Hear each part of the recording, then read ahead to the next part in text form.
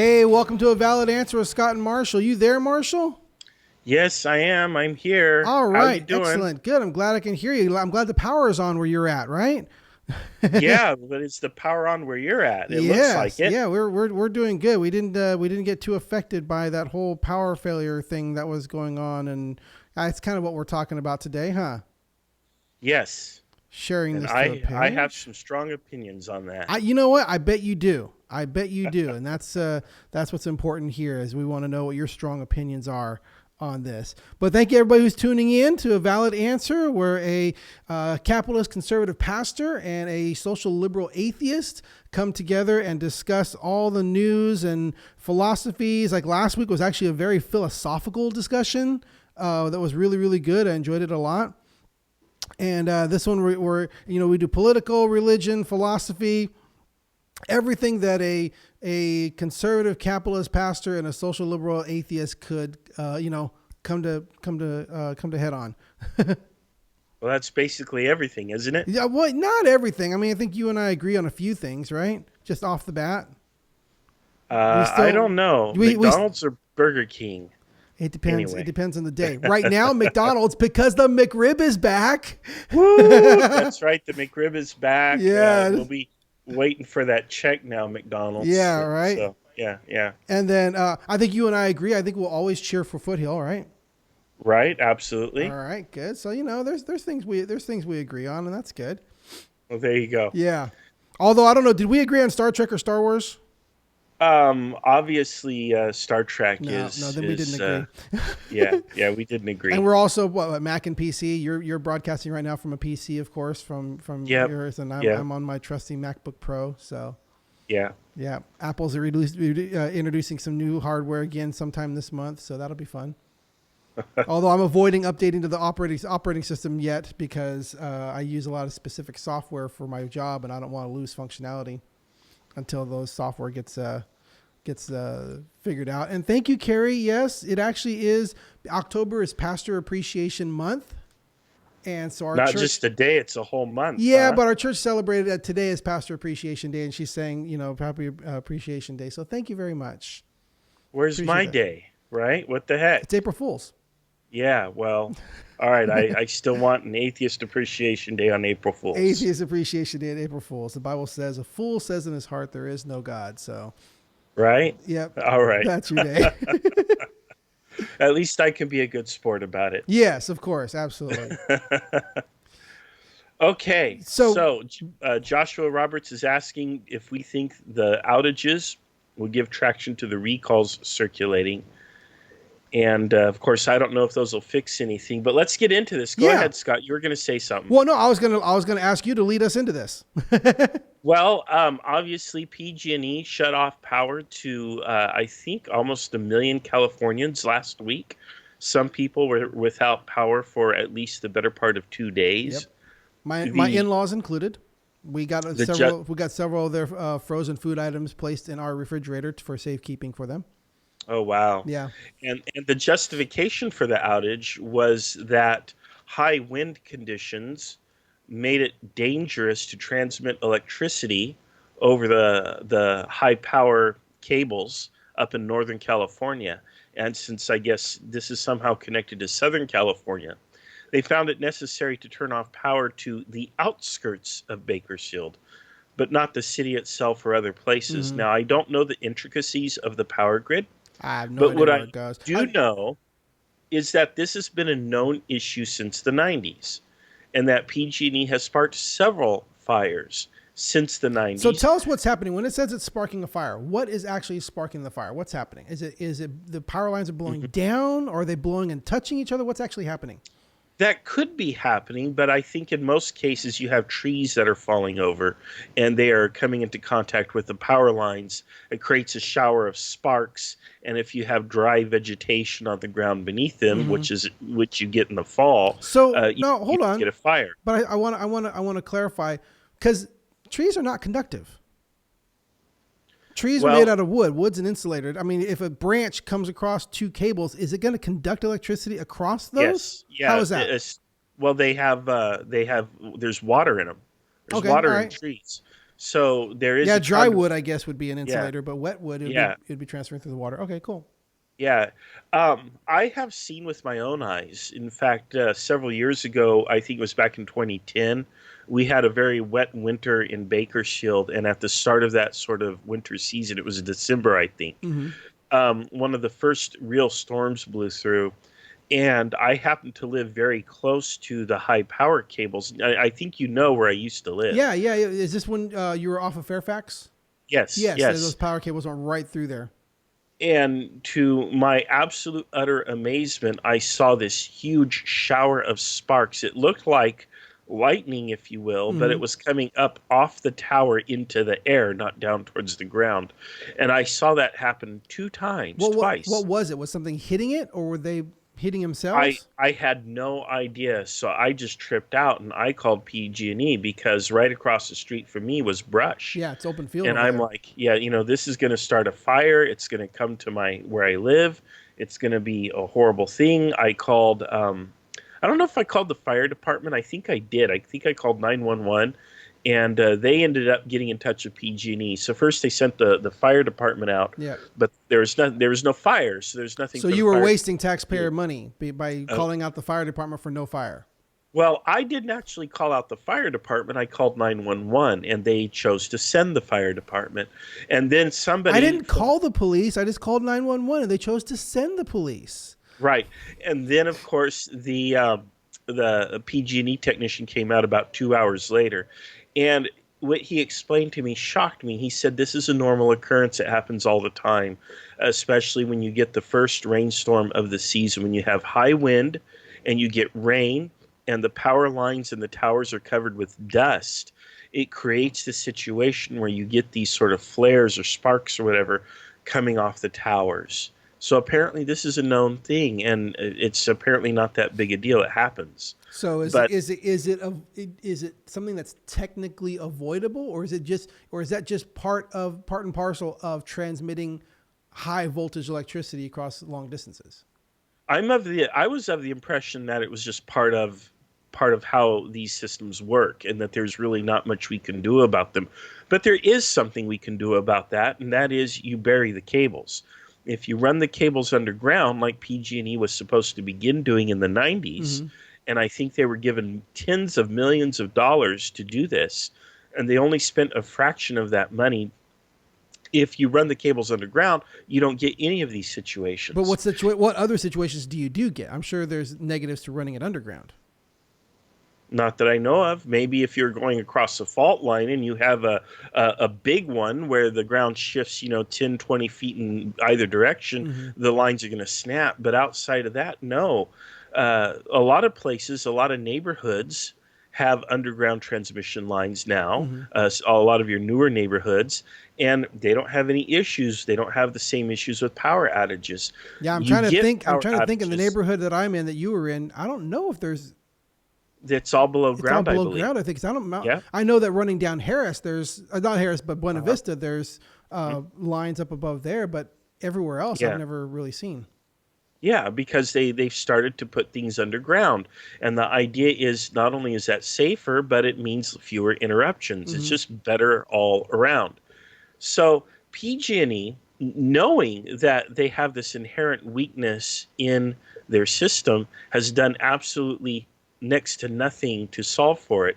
They literally had a wine social for some of their executives the night before they shut off the power last week. Hmm. And they've been paying their CEO like twice as much as the former CEO, despite the fact that the company is also filing for bankruptcy because they're being held liable for the fires that they started. Right. So you have all of these things going on, and um, the public is rightfully upset. And the government, Newsom, for example, has come out publicly and blamed PG&E. Hmm. But I find it hard to believe that the Democrats in Sacramento are blameless because, after all, there is a Public Utilities Commission in California, Hmm. and what have they done to oversee or regulate PG&E? They have done absolutely nothing to compel PG&E to operate the grid in the public interest, which means improving the safety and reliability of the grid. It's not happening. It hasn't happened. So either those people are asleep, or they're bought off by PG&E, or they don't care. I don't know what. But somebody also in the halls of government should be held accountable, because PG&E is a legal monopoly in California, and that means that the utility is overseen by the public. Mm-hmm. And there is a Why? board. So why exactly is it a legal monopoly? Why can't we have multiple power companies? Is that not a good solution? Because, and in fact, there is, I think power companies are a big part of the reason why we have legal monopolies, because power companies need physical infrastructure. And you don't want a situation where you have competing cable lines running into houses in crisscrossing neighborhoods. Not only would it be unsightly, it would be dangerous, it would be needlessly expensive, and Mm-hmm. so on. So it's easier to simply have one power provider covering an entire district, but then that power provider is balanced by public oversight. So, for example, they cannot raise their rates unless the public agrees. But public agrees means a tiny group of people on a little tiny board here in Sacramento gets to decide Yeah. whether or not your utility rates can go up or down. And well, if PG&E somehow buys these people off, well, that's the end of that. Yeah. I have not heard or seen them turn down a rate request increase from PG&E. They keep raising the PG&E rates. It's ridiculous. Part of the reason why I moved out here to the coast was the ridiculous PG&E bills. Mm-hmm. So now, instead of paying between $600 and $800 a month during the summer, now that bill's going to be $100. Yeah. But that's because of, how hot it gets here, and if you have a two-story Yes, home, you have to air yes. condition it. Yes, and I'll also be in a two-story home come January, but that doesn't mean, there's no air conditioning. You just open windows, Yeah. which is great for those people who can have it. But you look at the power outage last week, at least one person died because their power went out. They died within 12 minutes of the outage. PG&E did a very poor job of telling people who and what time their power would go out. Yeah. Uh, and there were a lot of people who simply could not prepare for the power outage. And what is the public supposed to do? Everyone's supposed to run out and buy a generator. What happened to all of the lost revenues from business? So what PG&E has essentially done is they've shifted their expenses onto the individual consumer, which is what they do anyway, Mm-hmm. because if PG&E gets hammered with a lawsuit, guess who's going to pay the cost of the lawsuit in the end? The CEO had a doozy. He said that the cost of the lawsuit, the 18 billion or whatever it is, would come out of shareholder funds. But who do you think provides the money for the shareholder payouts? So it's the consumers. It's always the consumers. It's always us who will pay. Well, And that's true so with any business. yeah, it It's is. true with any business. Doesn't matter And so if it's a corporation or whatever. It's true with any business. Any business gets an expense, they raise the cost to their customers. right, but they're also having, they're paying out dividends. Mm-hmm. They've doubled the CEO's pay. He gets paid millions of dollars, and they are drinking wine on the eve of a statewide blackout. And they're filing for bankruptcy. Look, if you're bankrupt, you're supposed to be bankrupt, which means you shouldn't have money to pour wine and have social events and do all of these other things that you do. Mm-hmm. So clearly they're not really bankrupt. They should be made to pay more. But this argument has been made before with state funding. This is with even politicians and government, to where we're in a deficit and all this kind of stuff, and yet they're still doing all these other things. And the excuse has always been made, but that's a different budget. Well, that's a different line item that is still approved and is still going over here. It doesn't get affected by this, and that's why this is still getting shut down. And that's still running. Maybe those types of things are still happening. You don't seem to make too much of a cry about it when the government is doing the same thing. You're trying to make it sound like this is something that only happens in corporations. And no, money is a fungible resource. So I'm agreeing with you here that money that comes in one area can then be used to offset expenditures in the other. We saw this, for example, with the California lottery.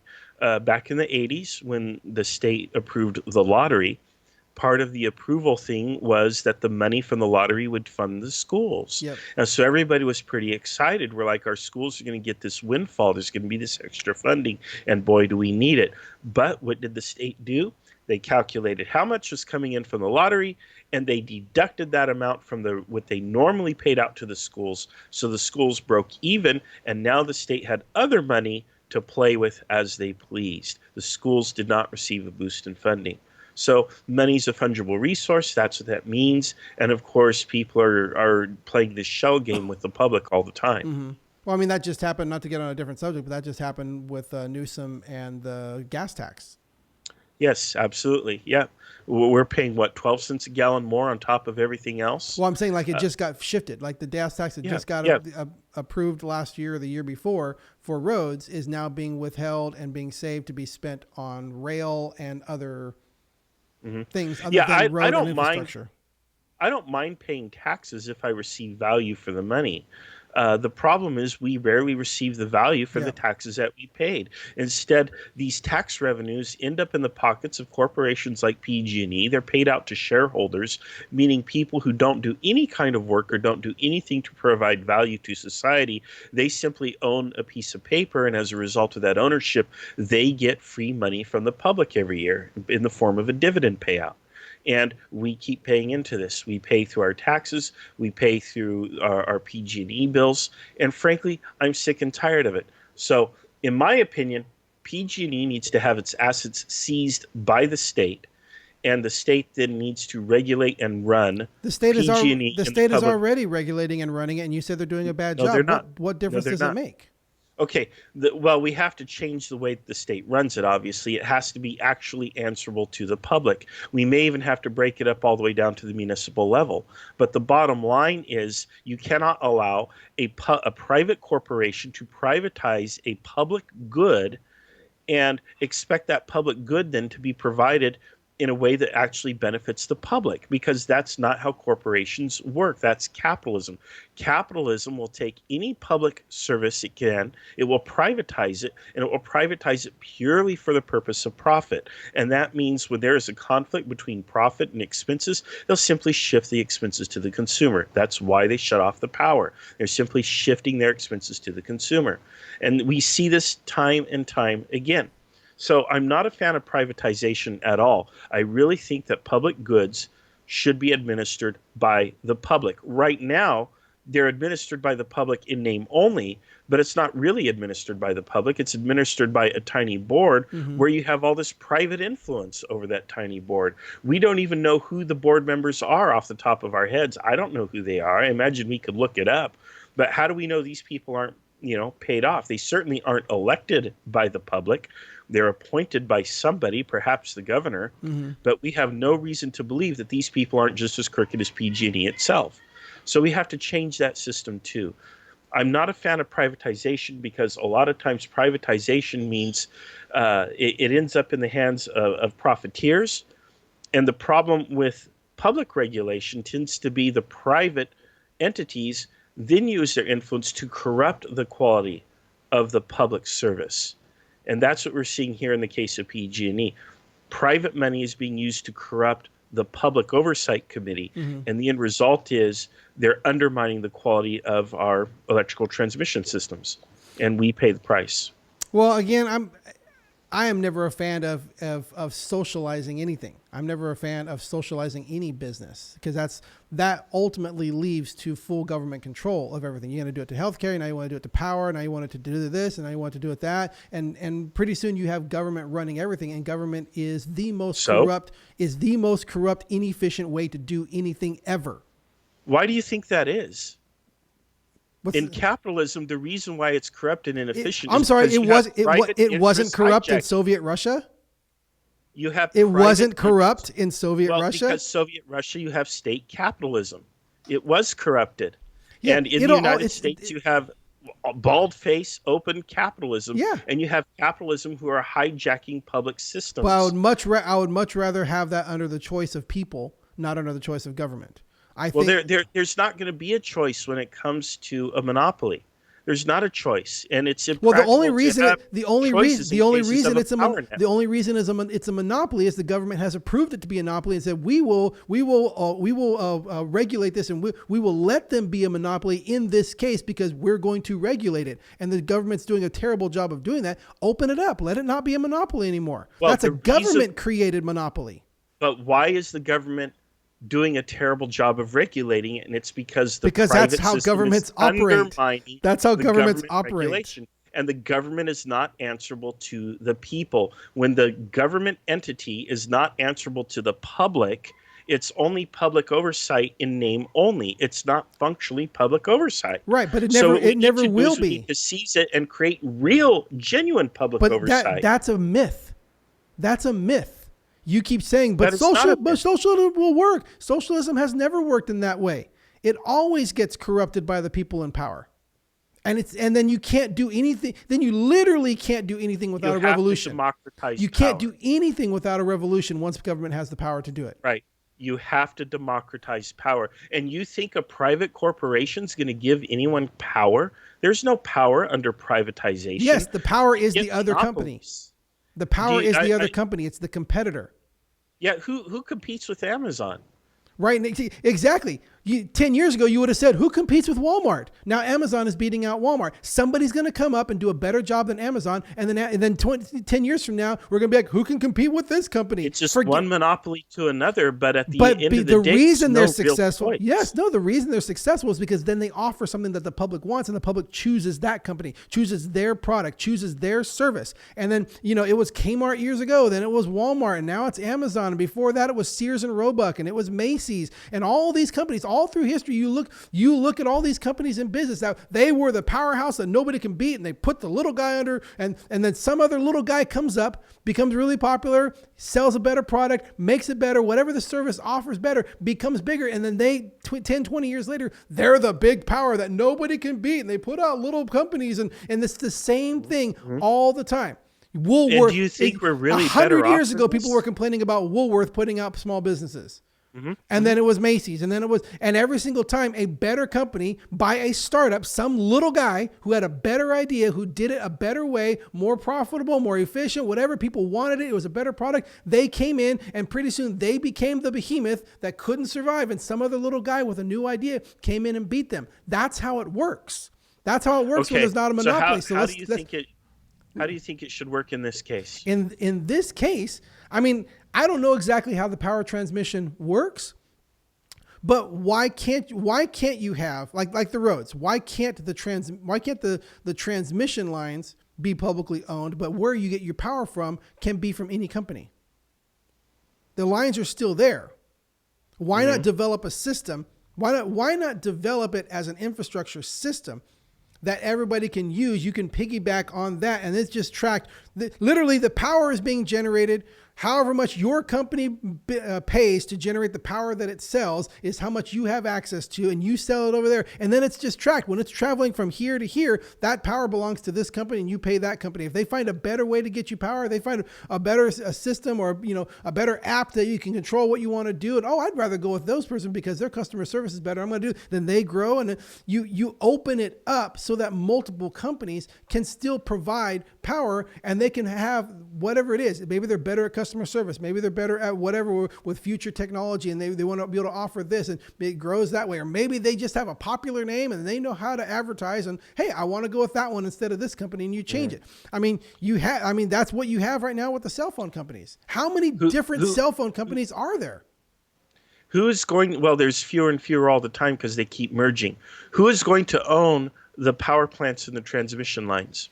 That's what I'm saying. You buy into it. You buy into a share. Your company says, I want to be a power company. I will pay this much for the power that's generated there. And that the physical place earns the money by the companies paying them, and then they resell it. So there's a physical structure, and that can be owned by any of the power companies. They're selling that power to other power companies.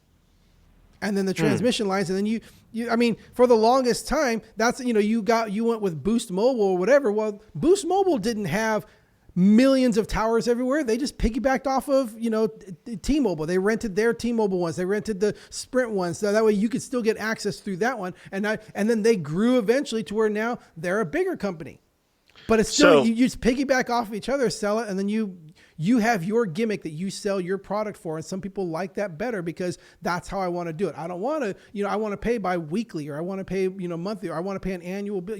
The different companies can have different things that say, this is what we do best, and we sell you the power this way. But it happens with telecom. Why can't it happen with power? Well, first of all, telecom doesn't have the same infrastructure that power plants do. You literally have power plants, and then you have actual high-tension cables that have to follow specific routes and be within certain regulations. And then those cables then connect to literally every single physical structure in California. I want to address something that Joshua Roberts says. You can't transmit and measure electricity that way. What do you mean? I am billed for the exact amount of electricity that I use, and they can shut off to my house and not affect my neighbor. You can control where it's going to go. You can absolutely track where it's going, where it's coming from, how you're going to route it. It's just, of course you can. Of course you can transmit and measure electricity that way. It's just, they don't have to because they're a single company. They're a monopoly that's allowed by the government. Well, they're a monopoly that has bought out the government apparatus of control, so that they're not really publicly But they wouldn't be a monopoly if the government didn't allow it. They're using and they're taking advantage of the public, and they're simply not maintaining their grid. They're choosing power over the public interest, and this should never be the case. The public interest should come over profits. When it comes to a resource that people need in order to survive, the public good should outweigh profits 100% of the time, period. That's the socialist viewpoint. Of course it is. You think profits should outweigh lives? I think that you are responsible for your own life. You are responsible for your own life. Okay, so if you don't know when the power's going to go out, they're talking this is going to happen every fall, so you're just kind of okay with this. And no, what I'm are not you okay with this supposed to do, because buy a no, I'm not okay. generator? I'm not okay with this because it's a false situation that has been created by the government by allowing this monopoly to exist. By the government. Yes. The government didn't order the power to be turned off. PG&E No, made the government has made the decision that they're going to allow fire. this monopoly. The government has made the decision that they're going to allow this monopoly. Well, what happened is the private interest has bought off the government. And this is the problem with capitalism. Capitalism allows corporations to generate massive quantities of profit. And if those profits are not taxed effectively, they can then convert those profits into political power, hijack the government, and now you welcome to feudalism. And that's the direction that we're headed. I want to move the opposite direction from that. I want to democratize the power. I want the people to have the myth. control. That's what I'm trying to tell you. That's a myth. That never happens. That has never happened in the history of government. All the time. No, it doesn't. It happens the few always take power. In the government, the few always take power. What's your problem with, let's say, the fire department? Is the fire department a tyrannical organization? The fire department is overseen by the public. It works pretty well. It's actually a fantastic socialist success story. It works really, really well. Nobody complains about the fire department. Everybody likes it. Okay, this is a socialized institution run for the public good, and it answers to the public. And because it's a local organization, it's democratized, and it works. And this is what we need to do across the board. We need less centralization, more local control, more power to the people, as opposed to power to tiny boards that are interested in profit for themselves. So you say the police departments are just as successful? In a large part, they are. A lot of your police and sheriffs, where you have local elections and the people choose people, generally do like their police departments. When you get into large-scale police departments, big cities where there's a lot of crime, there's a lot more controversy, especially when you have racial tensions underlying everything. And police are different. Police are a coercive apparatus, so they're inherently going to be unpopular. Whereas fire departments aren't necessarily coercive. They're really more life-saving. But I think at the same time, the more you put the responsibility to the government, the more in danger you are. I mean, let's look at the fire department. The fire department, like I said, yeah, that's a great success story, except because it's provided by the government, because everybody expects that the fire department is supposed to show up when your house is on fire. There's no reason for any companies to step up and say, hey, we want to sell an inexpensive fire suppression system for your home. It's like, well, why would I buy that? The fire department will just show up. Well, my house is being built with a fire suppression system, Oh, good. as are all houses. It's by code. The roof I'm sitting under right now has a fire suppression system, and it's heat activated, so the sprinklers actually come on, and that's apparently required by code. I don't know if that's a state code or a municipal code or what, but the house does come with fire suppression systems. So very nice. Yeah, no, I think it's fantastic. And again, this is the way I think the system should work for the public good. The power right now, the electricity is not being provided for the public good. I really think what we need to do is put solar on houses, let people have batteries so they keep their own power rather than have to transmit. Somebody was saying that. Hold on. That was who was putting that on there? They had mentioned that. It may have been Joshua Roberts. Yeah, I think so. Have decentralized battery grid and do it that way. You could have a Josh Gunderson said that, or you could have a decentralized battery grid and do it that way. Because see, that effectively does what I was saying in opposition to the fire department. You get your own suppression system, and now you're not relying on the government. You get your own solar power for your house. You're no longer relying on that grid. You supply yourself, but because of the regulation and because, like you said, the hold that they have on there and government enforcing this, I can't get off the grid. I can't get off the grid. Because I still we have a capitalist government. We have a capitalist government. That's what you're not recognizing. Right, but what you're not recognizing, all government is bad. No, all government is not bad. It's how it's used. And yet history government has gets shown, hijacked under capitalism by private interests. And yet history has shown then that becomes an enemy of the public interest. Government officials ultimately never represent the people. They represent themselves. Not under capitalism. They sure don't. Ever. And this is why you have to democratize. Corrupt politicians didn't exist before 1500s? Is that the argument you're trying to make? There have always been corrupt politicians, but you have to democratize power. But it doesn't happen. It always falls under a small group, a small oligarchy of people. Well, it always we have does. to change that. We have to change the system. And we simply cannot allow a single private interest to accumulate so much wealth they can buy off the government, because that's going to happen 100% of the time under capitalism. So whatever the answer may be, it might not be socialism, but I guarantee you it's never capitalism. Yeah, capitalism has brought so many people up and out of poverty. And what do you think communism has done? Communism has lifted incredible numbers of people out of poverty. No, it is China has a bigger people. middle class than we do. They have a middle class that's bigger than the population of the United States. That's because they have a population that's so big. Of course they do. Right. But you have to understand that people aren't destitute. My church has a youth group of 100 people. That's bigger than most churches in the United States that have only 50 people. What's wrong with it? It's like, well, no, you're comparing two different things, Marshall. Okay, but what I'm trying to explain to you, what the West believes about China and communism in general is mythology. It's capitalist propaganda. People in the Soviet Union went from living in dirt hovels into at least living in decent housing with electricity and other public goods being provided. Oh, but you can only have one child. And we'll abort any other babies that you have because we control you. But that's not control that's you. Chinese. That's the Chinese. That's the power that comes from communism. Okay, and again, you have to democratize. That's the problem with state capitalism. You have to democratize the power so the power is invested in the people, not the power invested in a small group. Anytime power collects, whether it's socialism or capitalism or any other type of government, whenever power collects in the hands of a few, you get tyranny. When power is democratized and it's distributed amongst the people, you have freedom. Yeah, Josh is saying USSR brought people from feudal times to modern tech in 80 years. No, the USSR didn't do that. It was actually less than that. Well, no, but they beat us to the moon. They didn't do that. They pulled off of the resources that other people did. They didn't develop those things. The socialism didn't develop.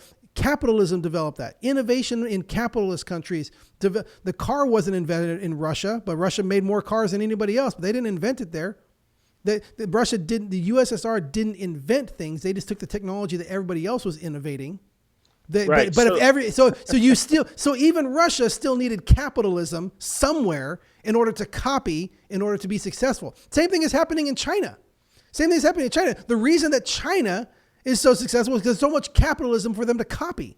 That's what China does. All their technology, all their cars, all the technology that's there in China is simply copies of everything else that everybody made, and they just steal the designs because they don't have any laws to protect private ownership. They don't have any laws to protect. The patents don't mean anything in communist China. They just steal whatever idea was over there and they make it as their own. And now they claim, as opposed to corporations that steal from each other here in the United States and do the exact same thing. That's a standard business model. No, but you as a person can come up with an idea, have your idea protected, and make it in the United States, and nobody else can make that idea. And if you choose to sell it, then you make money off of it.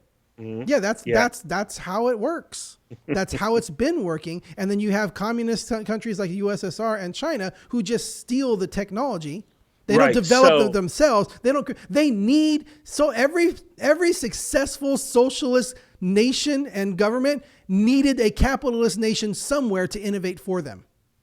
Yeah, so why is China our number one trading partner? Why does the United States have to use Russian rockets?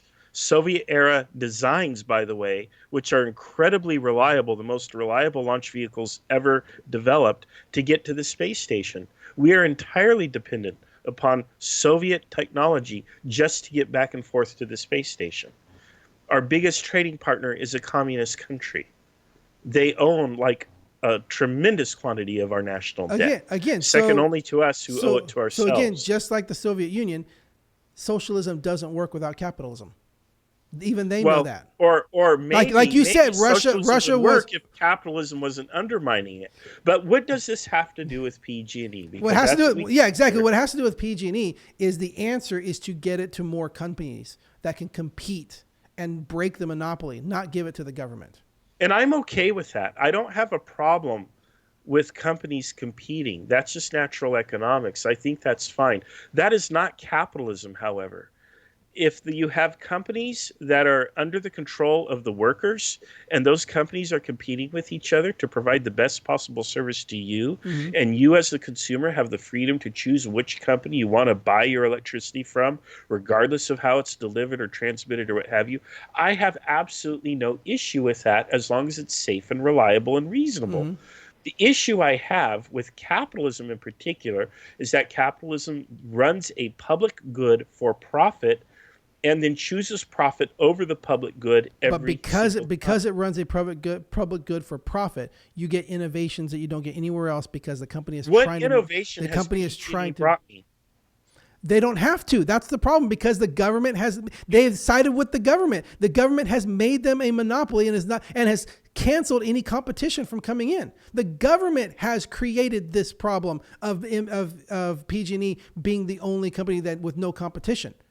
Open it up. That's what capitalist government does. Open it up to competition. That's what capitalist government does, and that's why we should socialize it and open it up to socialized competition. Again, people somehow think that capitalism is business and competition. There is nothing more anti-competition than capitalism. Capitalism longs for the monopoly. It strives to create the monopoly. Look, we're broadcasting on Facebook. It's a monopoly. Yes, until another company beats them and gets better and does it better. That's capitalism. Because somebody's trying to make more money and trying to find a way to make more money, and they find a way and they do it and they sell it, they do it better, and they make a better product because somebody invested capital in their idea. They say, I have an idea, and somebody says, well, I want to make millions of dollars off of your idea. I'm going to get my money, put it behind your idea because I don't have the idea, but you pay me my money back when you're successful. And then that person becomes successful, pays that person back for the money they have, and now there's a successful company, a new successful company that's putting the other companies out of business. And then eventually that becomes such a behemoth that it falls under its own weight, and somebody new with a new idea comes in supported by somebody with capital. We are waiting. Yeah, it's going to happen. As it has happened through history, But in the as it has meantime, happened all the time. It's cyclical. It's in the cyclical. meantime, why are people dying? Why are people getting their houses burned down? Why are we paying through the nose for our electricity? We're waiting. Yep. So And, let's we open shouldn't it have back to up. wait. Let's The open it bottom, back up. yes, I agree. It needs to be reformed and immediately. I don't want to wait for capitalism to do what capitalism does, which is simply invent a more efficient way of fleecing the public. I'm not interested in that. I'm interested in public goods being provided to the public without becoming Well, sources again, of profit for people capitalists. don't give people again. I'm equating this right now because I'm going to equate capitalism to laziness. Well, it is lazy. Yeah, that's what I'm It saying. rewards laziness. But That's what people, capitalism's all about. right? But people don't give laziness enough credit. It is people say need is the mother of invention. Right? Well, we need this, so somebody steps up to fill that need. But at the same time, I think laziness is the father of invention because somebody wants to find a way to do it better and easier so they don't have to work as hard. And there is credit to that. That it's not just, well, here's this need. Once we get this need met, okay, well, we don't need to innovate anymore because here's this need. But there's got to be somebody who says, but there's got to be an easier way to do this. And that's where that's where you keep shunning the idea of businesses trying to make money and trying to fleece the people. Well, that is somebody trying to find a better, more efficient way of getting the job done.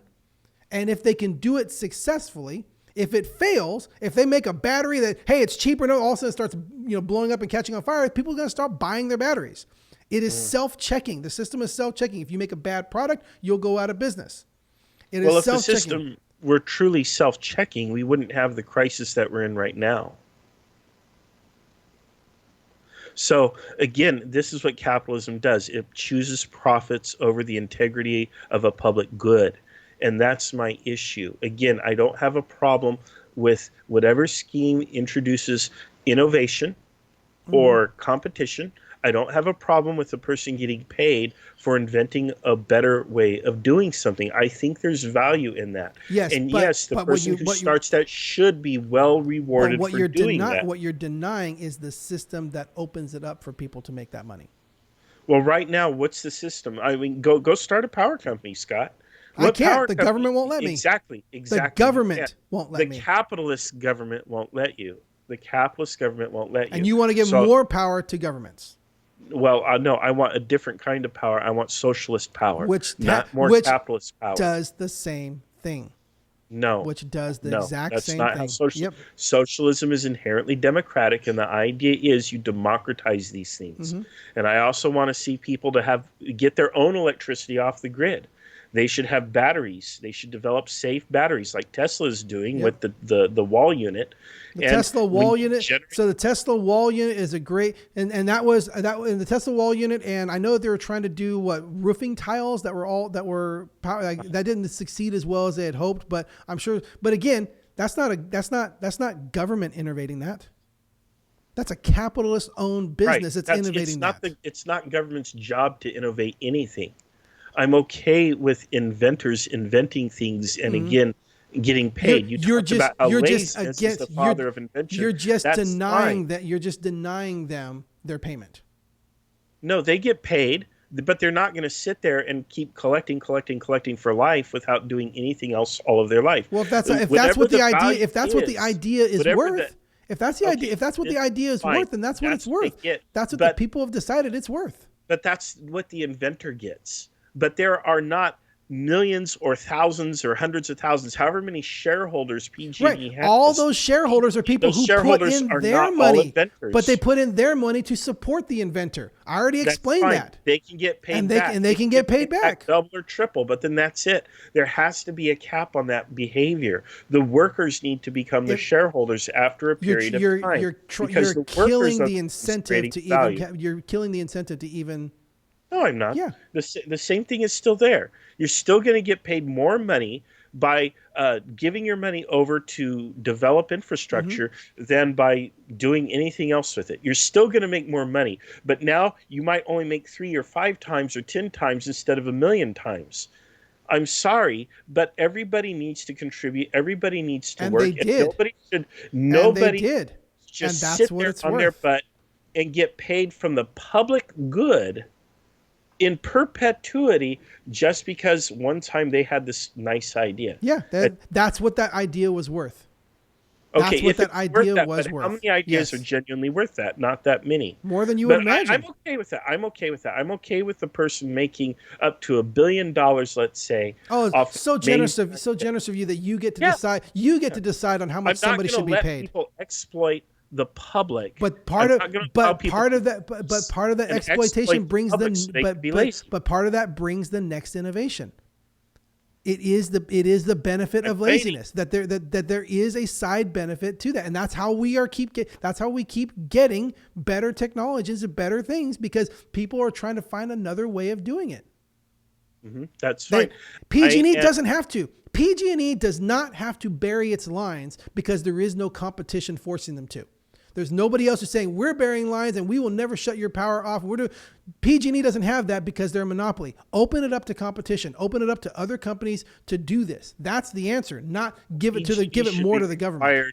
To follow through on the promises they made clear back in the 90s to bury their lines, right, because it's in the public interest. It's the public good. But they would have done it already if there was competition. They should be held civilly and criminally liable. The CEO of PG&E should go to prison for turning off the power on 1 million people and a person dying because they lost electricity when it's perfectly preventable. Somebody should go to prison for murder. I'd start with the CEO. Mm-hmm. Of course you would, because words don't actually mean anything to you. We've established that. Okay, what's with the ad hom, Scott? I'm just telling you that there's no accountability. That's not murder. You're throwing words around that actually have meaning. Okay, fine, manslaughter. Okay, so but you call it whatever you want, but they're going to go to prison. Okay, that's fine, but don't call it murder. I'm going to call you on. I'm going to call you on that BS. I'm going to call you on that BS every single time when you use words with meanings that don't really mean what that is. That's fine. You are trying to manipulate the argument. You're the one trying to manipulate the argument by using the power and authority of a certain word and using it wrongly to try to make your argument look stronger. That's shameful. That's shameful. All right, Scott. Point taken. Nonetheless, there should be culpability for a person doing that. That's fine. We can figure out what kind of culpability that is. There should be a consequence. You do not put profits over people ever. It's an ethical violation. It should just never be. It should never happen. Period. So we need to allow more companies to compete for your power. And find a way they can get power to your house. They can install solar. They can put a battery, do all this, and not be subject to the power grid or to PG&E as the government is forcing it to happen. That's how we get out of this. Yes, we need to democratize this. We democratize it through capitalism. Through socialism. Through capitalism. You need to democratize. Nothing democratic about capitalism. Yeah, it absolutely is. Go to your is. boss and ask your boss for some say in how the workplace should be run. There is absolutely nothing democratic about capitalism. So then because of capitalism, I can start my own company now. I'm the boss and I have the say. And that's not democratic, Scott. I'm just saying. That's tyrannical. But anyway. Well, this has been a valid answer of Scott and Marshall talking about fires and PG&E and all those kind of things. You can catch us Sundays at 5:00. I think next week we might have a special show. If it all is looking good, we're going to have a guest on our show. And Marshall, you'll be in town? I'll be right there. We'll be all in the studio. And we're having, we've invited my son's teacher who teaches it's a Bible class, but basically it's a debate class at their school where they teach. He tries to teach teenagers. He's doing a great job, doing the best that he can with teenagers because it's hard to get cooperation with teenagers. You know that, but trying to teach them to think critically and think how to have critical discussions and not just talk about things on the surface, but what do things really mean? And both of my sons have had this teacher at Bakersfield Christian, and they really like the class. So Mr. Ward, we're going to see if we can have him. If it's all scheduled, we're going to have a special show next week all together in the studio. But until next time, Until next time, I'm Scott. And Marshall. And this has been A Valid Answer. Thank you, guys. Howdy.